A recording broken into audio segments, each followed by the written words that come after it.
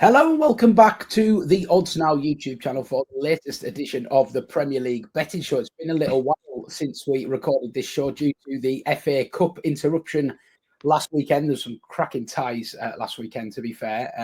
But yeah, back on Premier League duty this week. It's myself, Matt Hill, joined by my regular co-host, Brad Walker. And if you've looked in the Premier League betting show for the first time, around over the next half an hour, we'll be running through the 10 fixtures from the weekend in England's top flight and giving you our best bets and predictions for every match. Now, I will just caveat and say that we've had three profitable weeks in a row on the Premier League betting show as well, looking to keep that run going. There's been some great winners in that time period. I hope I'm not setting us up for a fall, but no, I think in form, riding the wave of confidence, and hopefully, Brad, some more winners to come over the coming 30 minutes. Yeah, we've had a couple this week in the Champions League already as well, so fingers crossed that's a sign of things to come. Yeah, banging in the winners left, right, and centre. That's how we like it. And it won't last forever, I'm sure. But hopefully, for the sake of the viewers and for us, this week will be another good one. So let's dive straight into the action then. First kickoff is a Saturday lunchtime. No Friday night action in the Premier League this week. So we go straight in with two of the top four contenders. Nottingham Forest at home to Manchester City in a 12:30 p.m. kickoff, and still feels a little bit remarkable to be calling Forest a top four contender, but they're firmly there. They've still got a real chance of doing it. Man City, top four is as good as it gets for them now after the horror season that they've endured by their own high standards. Brad, how do you see this one going at the City ground, where traditionally Forest are very, very good? They are, yeah. They returned to winning ways on Monday as well in the FA Cup with a 1-1 draw on Ipswich in normal time. Then they win on penalties, of course.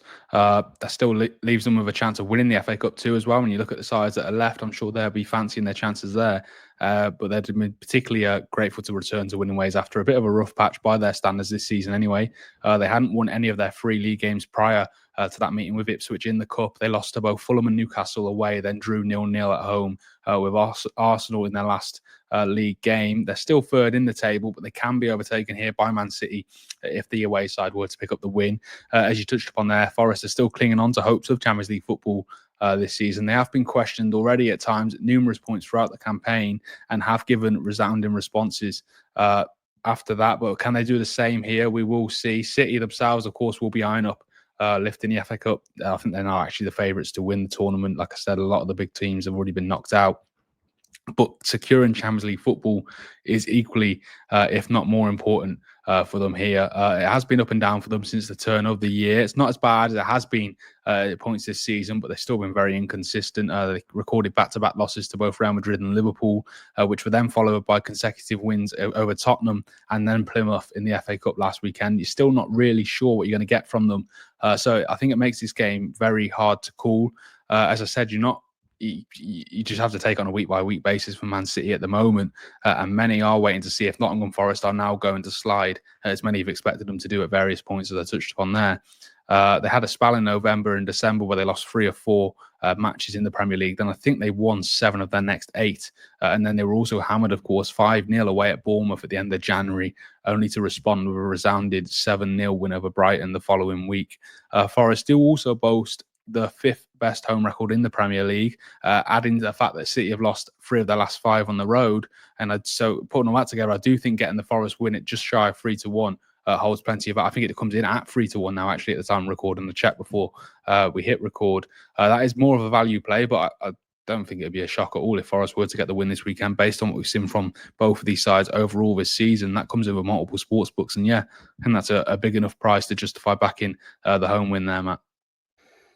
Okay, home win at 3-1, going in hard early is Brad this week, but a little bit of a tentative selection. I get the feeling, Brad. Is that fair to say? Oh yeah, absolutely. Yeah, like I said, you're not really sure what you're going to get from either of these two, but add the value in and the fact that overall Forest have been really impressive. I think it's a bit harsh to write them off on the back of 3 games without a win. Sorry, Newcastle and Fulham are both difficult places to visit for any side, and then they hold Arsenal, who are second. Okay, they've had a lot of injuries, but they still have them to a 0-0 draw at home last time out. So yeah, I think it's far too early to write Forest off yet. Yeah, home advantage could well be key there. So important for Forest this season. I say a tentative selection for Brad because this is a bit of a tentative selection for me to open up, not starting with great conviction this weekend, but it's Liverpool versus Southampton first for me in the 3 o'clock games. And this is a classic case of top versus bottom, although at this point of the season, there's not really much left to the imagination here. Liverpool look well set to be lifting a second Premier League title. First, God, so just writing off the COVID interrupted season there. But I suppose the first in front of fans, if you want to spin that angle, I suppose. But Arne Slot obviously enjoying. We've said enough superlatives about Liverpool this season. They really have been by far and away the best side, and they're streaking clear in recent weeks with the wobbles of Arsenal and co. Feels like they could potentially get the title sewn up with a few games to go, which may help them in other areas, particularly the Champions League, where they look poised for a deep run as well. Southampton on the other side, I think it's fair to say these two will not be playing each other next season unless it's in a domestic cup, because the Saints have been by far and away the worst team in the division, unfortunately for them this year, and that takes some doing with Leicester also in the league. But that didn't work under Russell Martin. It's not really improved much under Juric. I did see a few signs going forward, maybe, that they were improving a little bit in recent weeks, but that all came crashing down with a 4-0 loss at Chelsea last midweek. And I just think it's a really difficult position for Southampton now and the players to try and pick themselves up and motivate themselves.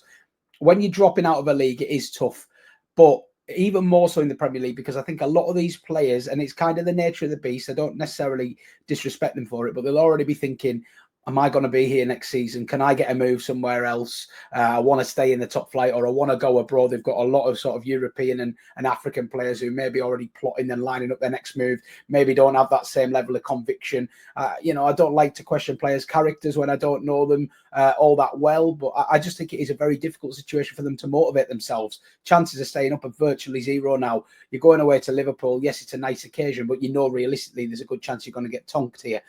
So it's a tough one for Southampton and their fans. Liverpool are 1 to 10 best price to win this match, so you're not going to get very wealthy back in Liverpool here. The handicaps will be the obvious way to play this game, but again, nothing really appeals massively to me there. Liverpool to win by more than 2 goals is still an odds-on chance. Now, I can't really make a conviction of an argument for either way there, because yes, they could easily win this by over 3 goals, but then on the flip side of it, they have got that all-important Champions League second leg coming up with PSG.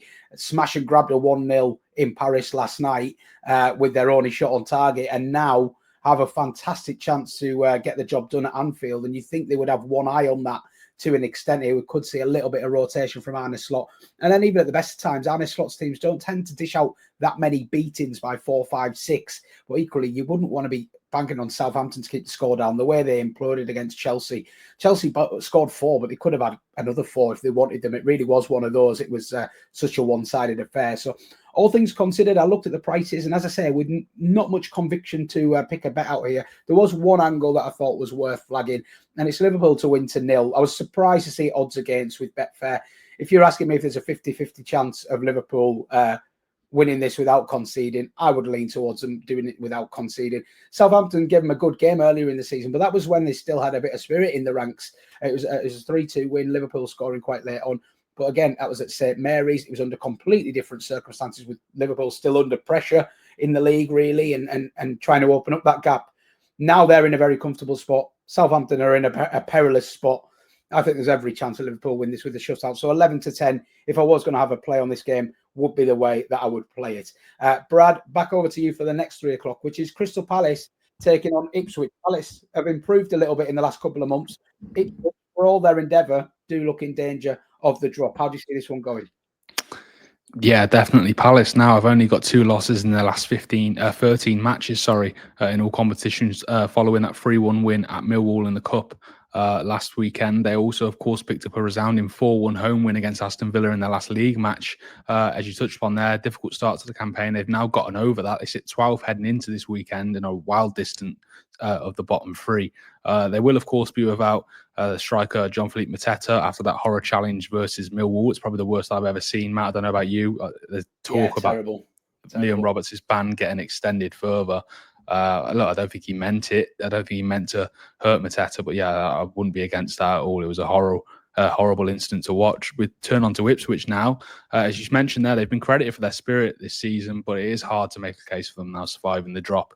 I think they've only claimed 1 point in the last 5 matches in the Premier League, and they've not won on the road since the middle of December.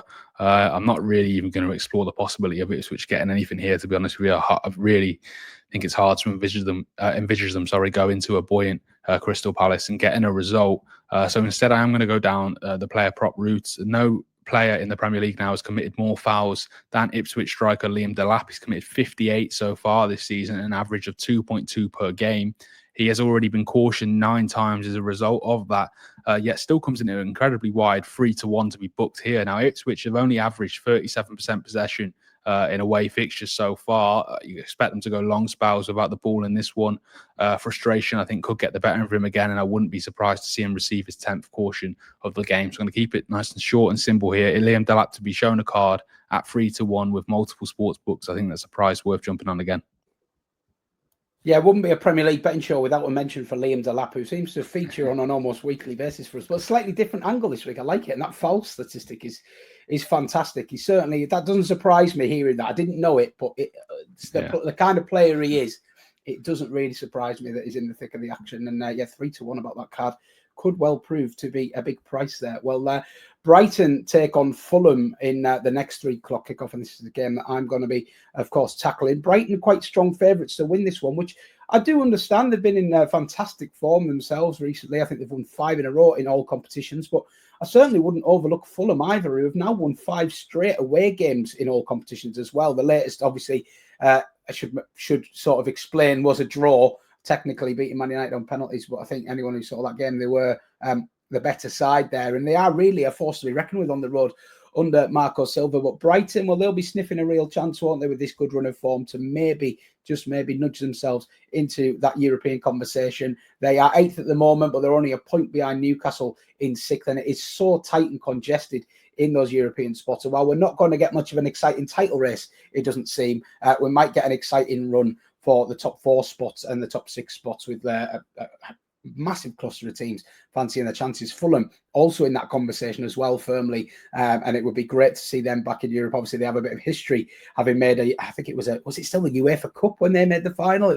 I don't think it was the Europa League. It might have been the Europa League, but a long time ago when they made that famous final of the Europa League. But yeah, in terms of this particular game, like I say, Fulham's away form would put me off back in Brighton, who are just hovering just north of that even money mark.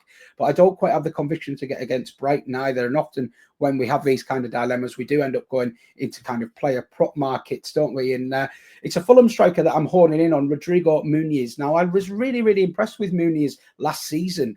Managed 9 goals in the Premier League, despite not starting the season. I think he was 3rd choice favourite, actually, but 3rd choice striker behind Raul Jimenez and the departed Alexander Mitrovic. But after Fulham had a bit of a goal drought, he got himself into the team and, got on a really good scoring streak, didn't he? You might remember him scoring a spectacular bicycle kick against Sheffield United last season, ended up with 9 goals in the Premier League.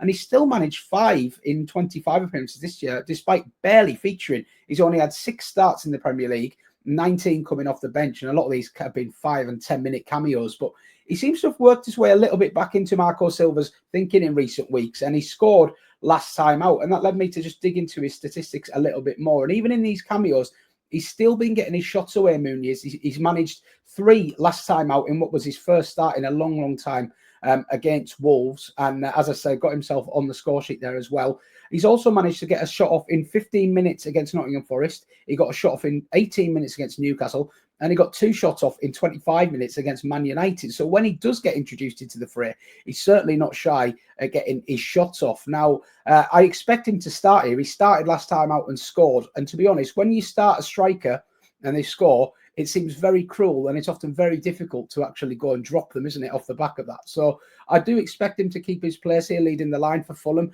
And as I say, he's an aggressive striker when it comes to getting his shots away. So I was looking for an angle in on him. I was considering the shots on target route, but I think let's just keep it really simple here and back his shots line. The one that interested me most was over 2.5 shots, which is 33-20, and that's available with both Unibet and BetMGM. So that's the way I'm going to play Brighton versus Fulham. Rodrigo Muniz to have over 2.5 shots, 33-20. Brad, back over to you for Brentford, who take on Aston Villa in the late kickoff, one of 2 late kickoffs on Saturday.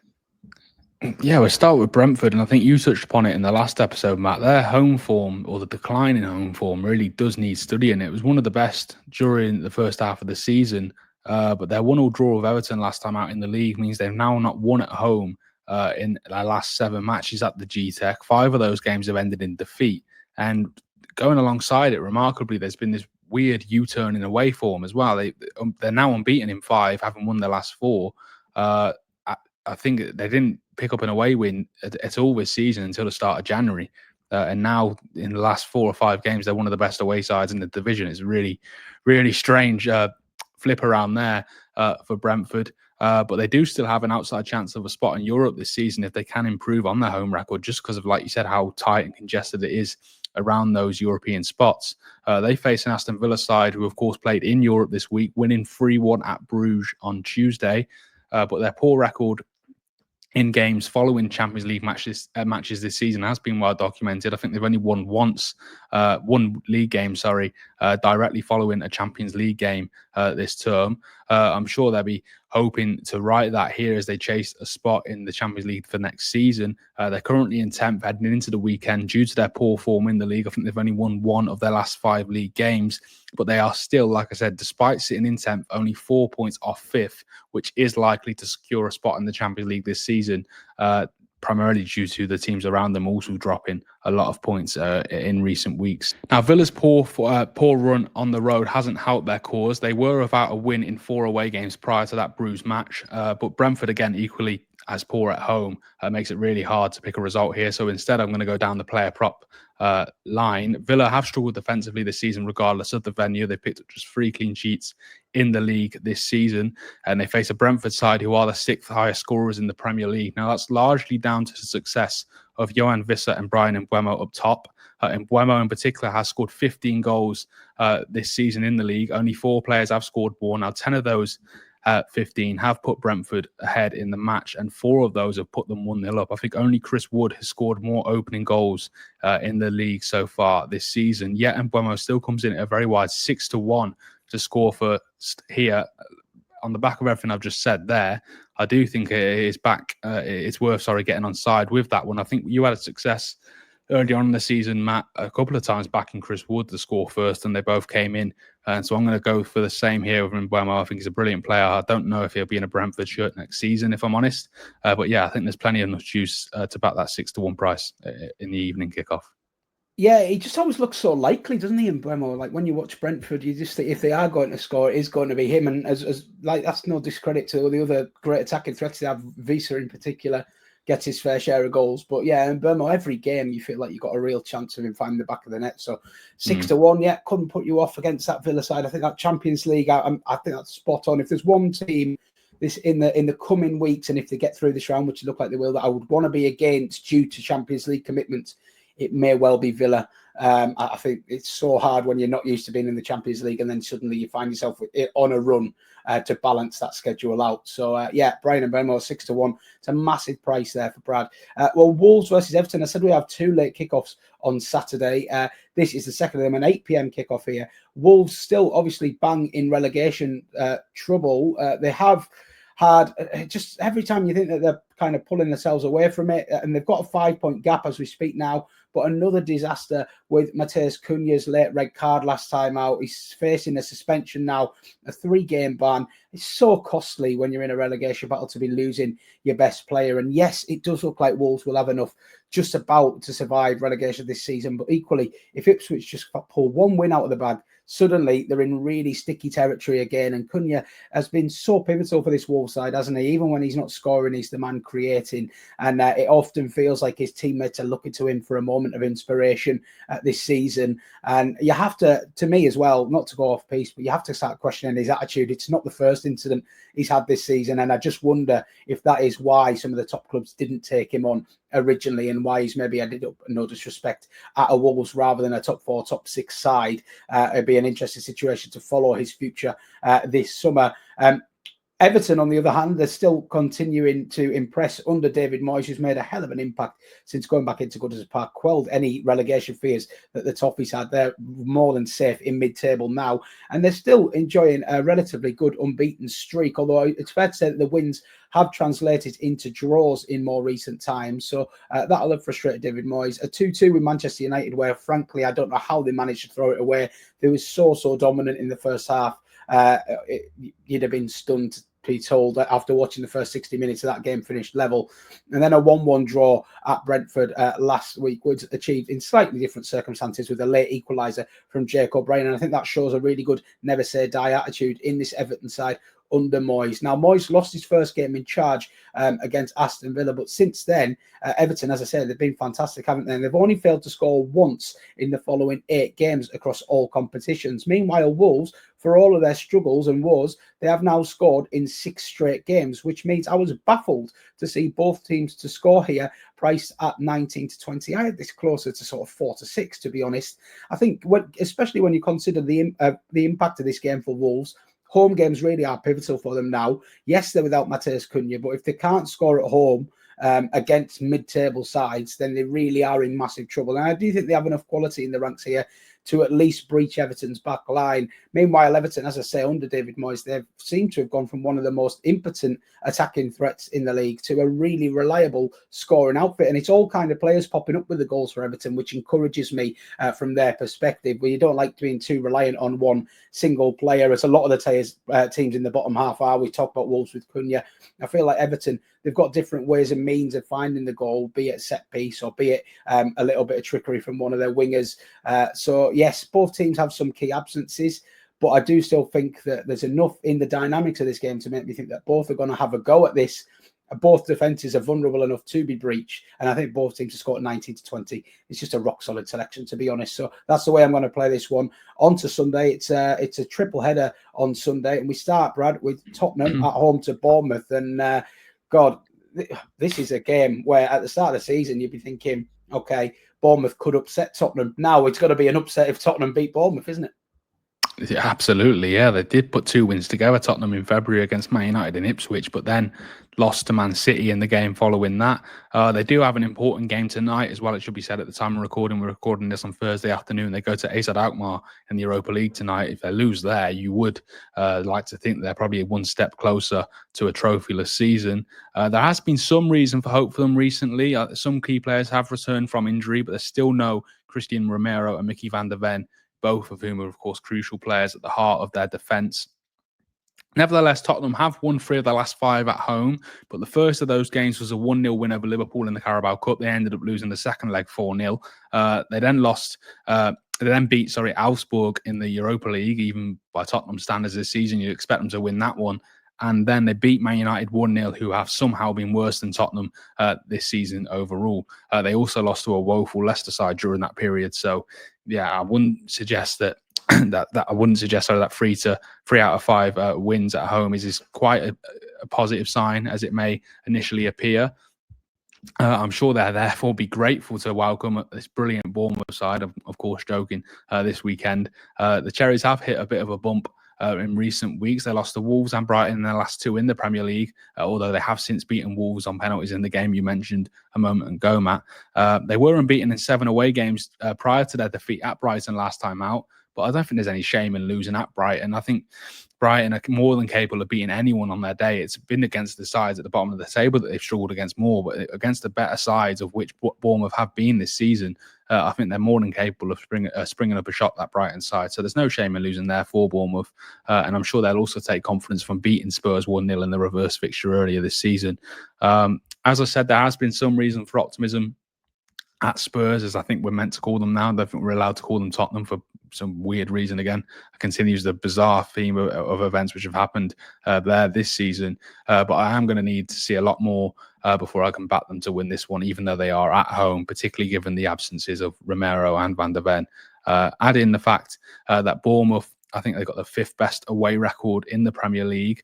And so I am going to get on side with the away win. That sits at just over 3-2, just under, 3-2 at the time, just under 3-1, if I can get my words out at the time of writing. But I am going to get that to boost the price further by adding both teams to score as well. I've mentioned Bournemouth's impressive away record there, but both teams have scored in 79% of their away games. Spurs have only failed to score in only 2 of their 14 home matches as well. So getting a Bournemouth win with both teams scoring at 27-10 with multiple sportsbooks again, I think that's more than a fair price for the Sunday game. Okay, back in the form book to hold up strong there with Bournemouth to get the job done, I suppose, with both teams scoring, as is always a likely occurrence with this Tottenham side. You must be saying you'd be more worried about whether Tottenham will score than whether Bournemouth will score, to be honest. But we'll see how that game pans out. The other game on Sunday afternoon, 2 p.m. kickoff, is Chelsea, and they're at home to a Leicester side who are sinking like a stone. Just when you think there might be a sign of revival, when they managed to beat, lo and behold, Tottenham a few weeks ago, it's been back to the usual, same old abysmal Leicester. And they really have been bad. I mean, they're not only are they not winning games, they're not even scoring in games now, which would be a massively worrying sign for Ruud van Nistelrooy. Recent results: a 2-0 loss to West Ham last time out, a 4-0 loss to Brentford, a 2-0 loss to Arsenal. They did get a goal against Man United, not that that's any great achievement, but that was in a 2-1 FA Cup loss. Then a 4-0 loss to Everton before that. I mean, any momentum that they've found from that Tottenham win has just completely evaporated. They are sinking without trace. They are still level on points with Ipswich, which is quite fascinating to think, really, because I think a lot of us look at Ipswich as like a quite a plucky, well-performing side who've given a good account of themselves this season, and Leicester on the same point have been abysmal. And I think it is pretty much that their wins have just come out of nowhere, really, and their general performance levels have been nothing short of disastrous, really. I'd be amazed if Leicester have enough in their ranks to stay up. 5 points adrift of safety at the moment, but no sign to me that they've got to be able to breach this. And I think they play a Chelsea side who are hard to rely on. But one thing I will give Chelsea to their credit, like when they play these lower teams, they do generally make their class tell.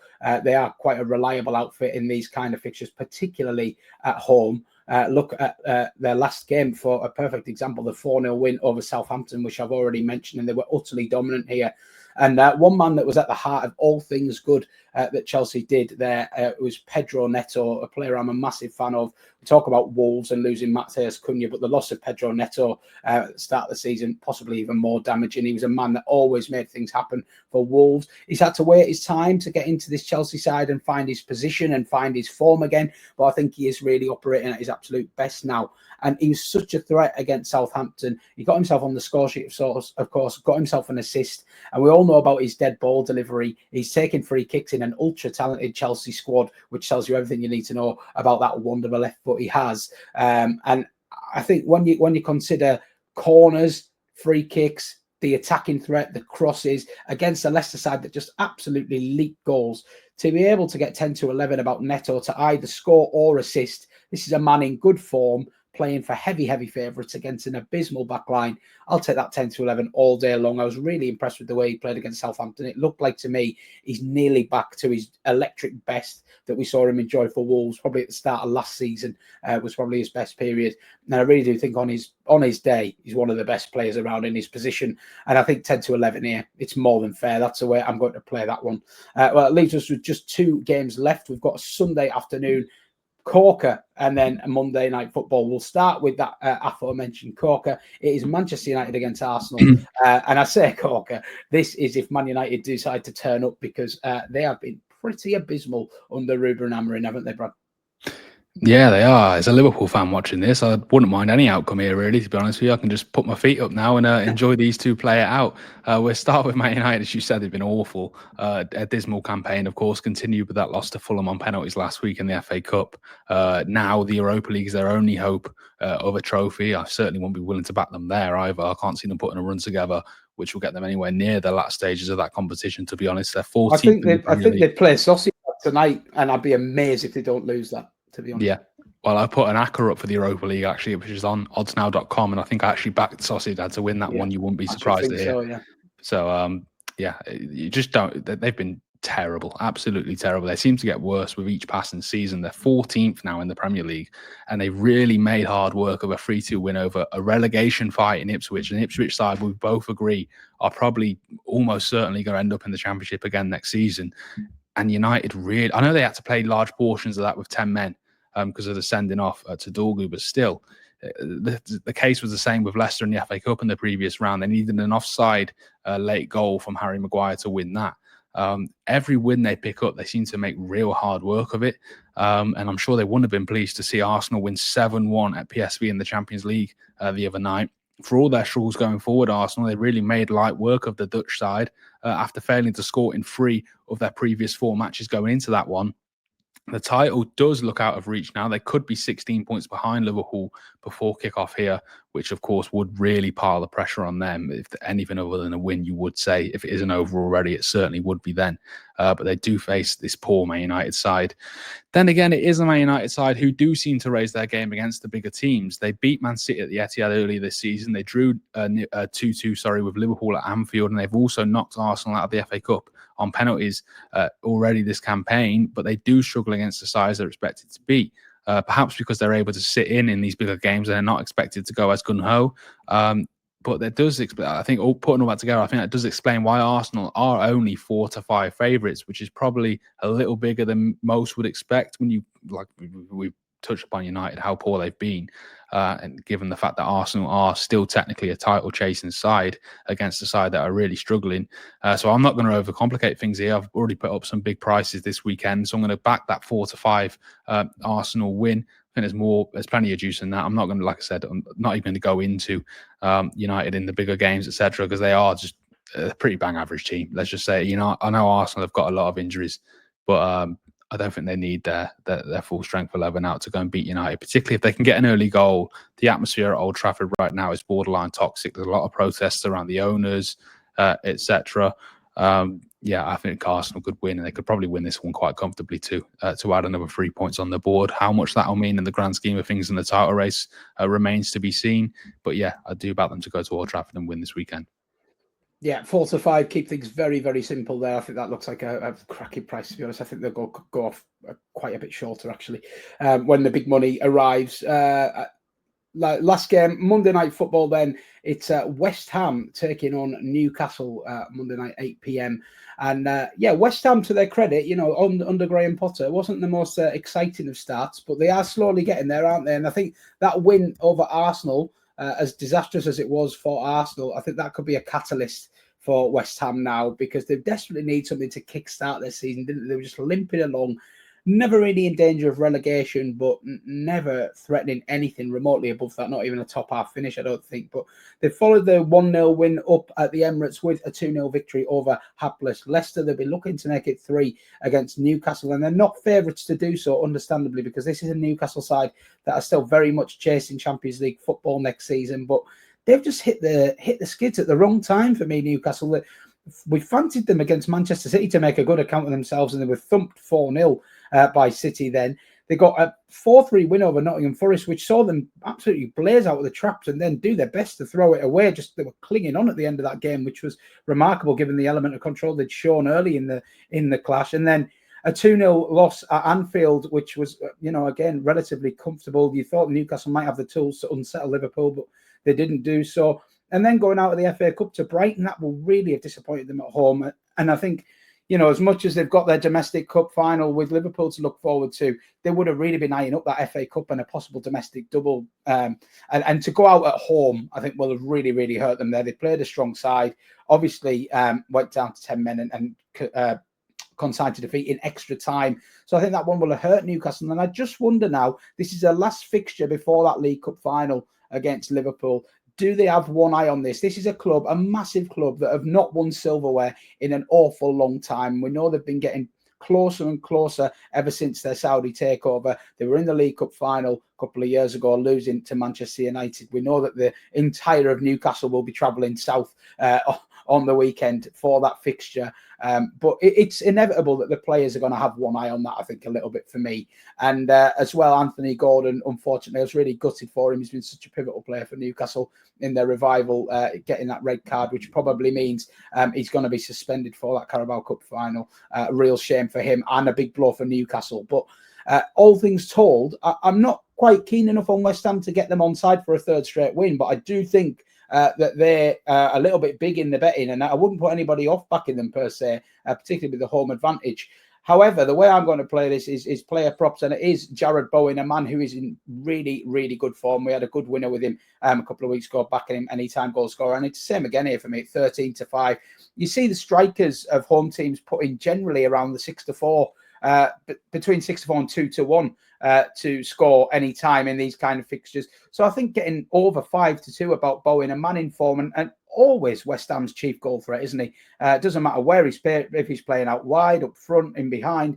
He just loves to get his shots away. The timing of his runs is exceptional. I think there's an argument for saying he's one of the best goal scorers outside the top 6 that we've ever had in the Premier League. He really is just prolific and continues to deliver the goods for a struggling West Ham side. So I think 13-5 about Bowen getting on the score sheet. That's the way I'm going to play the final game on Monday night. Well, just to wrap up, we will round up this week's selections. Brad, I'll pull yours onto the screen first, mate. And as always, I'm going to put you on the spot a little bit and ask you to pick your best bet out for me this week, please. I like the Delap one. The fact that he's committed more fouls than anyone and he still comes in at 3-1. I think that's worth jumping on. The Arsenal one again, 4-5. I think it's a great price. But if I had to pick one, I'll go for the Delap one probably. Yeah, I see it. I mean, the Arsenal win for me is just 4-5. It's just like rock solid. If you're looking for a double or a treble for the weekend, you could do a lot worse than throwing Arsenal in there, I think, at Old Trafford. Well, if we pull my best bets up, there's a couple I like I said, I'm not mad keen on the Liverpool bet, but I think Wolves and Everton both seem to score about even money, and you will get even money on the exchanges. It's rock solid. I think there's a lot of importance on that game for Wolves, and I always fancy Everton for a goal, particularly under Moyes, and also the Pedro Neto bet as well. I think if you watch the highlights of the last couple of Chelsea games, he really is in full flow, and God, if you can't get a chance against that Leicester defence, you're doing something badly wrong, aren't you? So that would probably be my favourite bets of the weekend. Well, let us know what you're backing in the comments this Premier League weekend. We hope we found you some winners and you enjoyed the show. If you did, please give us a thumbs up and don't forget to hit subscribe to the Odds Now YouTube channel. We've got all kinds of sporting action coming your way over the next few weeks, and you can find all the latest betting previews over on oddsnow.com.